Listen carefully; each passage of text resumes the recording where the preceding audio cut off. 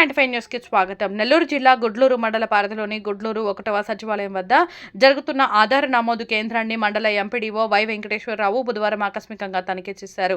ఈ సందర్భంగా ఆయన మాట్లాడుతూ ఆధార్ నమోదు ప్రక్రియ సక్రమంగా నిబంధనల మేరకు జరగాలని సిబ్బందికి సూచించారు. ప్రజలకు ఎటువంటి అసౌకర్యం కలగకుండా చూడాలని, అవసరమైన సహాయం అందించాలని ఆదేశించారు. ఆధార్ నమోదు కేంద్రంలో ఉన్న పరికరాలను రికార్డులను ఆయన క్షుణ్ణంగా పరిశీలించారు. నమోదు ప్రక్రియకు సంబంధించిన వివరాలను అడిగి తెలుసుకున్నారు.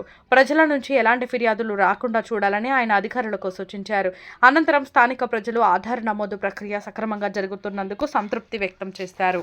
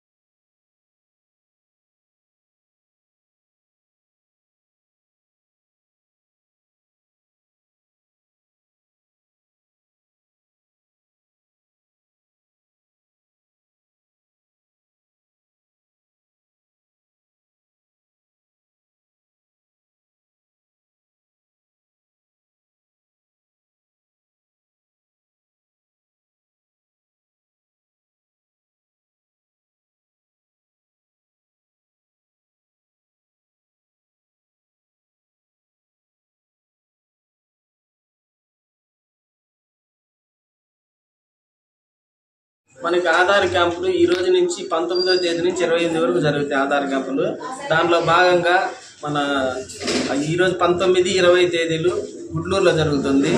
21, 22 చిమిర్తిపాడులో జరుగుతుంది క్యాంపు. ఆ తర్వాత 25వ తారీఖు తెట్టు, 26 గుళ్ళపాలెం, 27 బసిరెడ్డిపాలెం, 28 పూరేడుపల్లిలో మనకి ఆధార్ క్యాంప్ జరుగుతుంది. దీనికి చిన్నపిల్లలు అసలు ఆధార్ ఏం లేని వాళ్ళు డేట్ ఆఫ్ బర్త్ సర్టిఫికేట్, చిన్నపిల్లలది original date of birth certificate తీసుకొని రావాలి. దాంతోపాటు పేరెంట్ కూడా కంపల్సరీగా రావాలి, ఫాదర్ కానీ మదర్ కానీ. వచ్చే ముందు ఆ డేట్ ఆఫ్ బర్త్ సర్టిఫికేట్లో ఫాదర్ నేము, మదర్ నేమ్ అనేది మీ ఆధార్ కార్డులో ఎట్టుందో సేమ్ డిట్టో, ఒక్క అక్షరం కూడా తేడా లేకుండా అదే విధంగా ఉండాలి. ఫాదర్ నేమ్ కానీ మదర్ నేమ్ కానీ అవి రెండు చెక్ చేసుకొని తీసుకురండి. ఒరిజినల్ డాక్యుమెంట్ తీసుకొని పేరెంట్స్ మాత్రమే రండి. అమ్మమ్మలు తాతయ్యలు వాళ్ళు రావద్దు. పేరెంట్ తంబేయాలి. కాబట్టి పేరెంట్ని తీసుకొని రాండి పాపని తీసుకొని వచ్చేటప్పుడు. ఇకపోతే చిన్నపిల్లల బయోమెట్రిక్ అప్డేట్ ఉంది. సిక్స్త్ ఇయర్ వచ్చిన కాడి అంటే 5 దాటి 6 వచ్చిన కాడి నుంచి ఉన్న వాళ్ళకి మ్యాండేటరీ బయోమెట్రిక్ అప్డేట్ చేయడానికి పేరెంట్ కంపల్సరీగా మనకి ఉండాలి అప్లికేషన్ మీద సైన్ చేయడానికి. కాబట్టి పేరెంట్తో చిల్డ్రన్ తీసుకొని కనుక వస్తే ఆధార్ తీసుకొని అవి మ్యాండేటరీ బయోమెట్రిక్ అప్డేట్ అనేది చేస్తాం.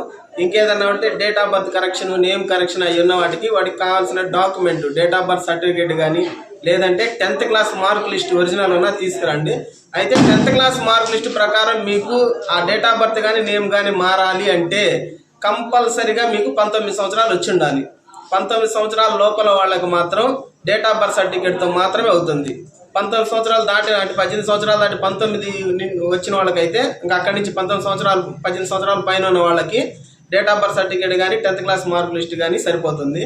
దాంట్లో కూడా మీ నేము, ఆ ఫాదర్ నేమ్ అవి కరెక్ట్గా ఉండేటట్టు చూసుకోండి మనం కరెక్షన్ చేయాలంటే.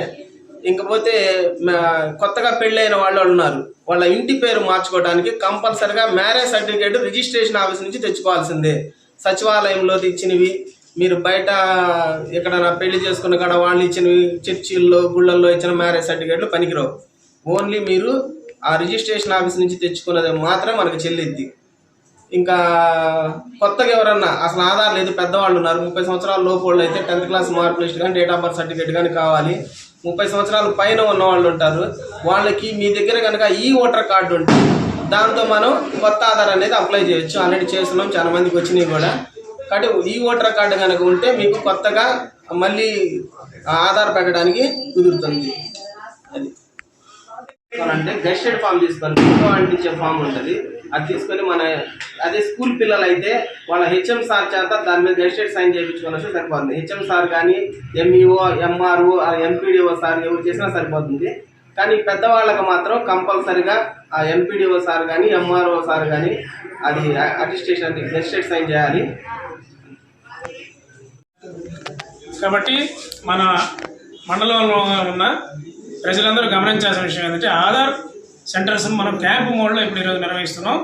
ఇది 4 రోజుల పాటు ఇప్పుడు, తర్వాత మళ్ళీ నెలాఖరులో చివరి రోజుల్లో కూడా ఒక 4 రోజులు నిర్వహిస్తున్నాం. ఆ డేట్లు అందరికి కమ్యూనికేట్ చేసాం. గుర్తుపెట్టుకోండి, అన్ని పత్రికల్లో కానీ, సోషల్ మీడియాలో కానీ, ఎలక్ట్రానిక్ మీడియాలో కూడా మేము సమాచారం ఇస్తున్నాం. అందరూ ప్రజలు, గ్రామ ప్రజలు దృష్టిలో ఉంచుకోండి.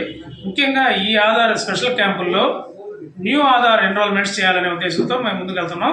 కొత్తగా ఎవరికి ఇప్పుడు దాకా ఆధార్ కార్డ్స్ ఎవరైతే లేవో వాళ్ళందరూ ఈ విషయాన్ని దృష్టిలో ఉంచుకొని వాళ్ళ ఆధార్ నమోదు చేయించుకోవాలని, అదేవిధంగా బర్త్ సర్టిఫికేట్ల విషయం తెలియజేసేటప్పుడు మనం కొత్తగా సర్వేలు చేస్తున్నాం.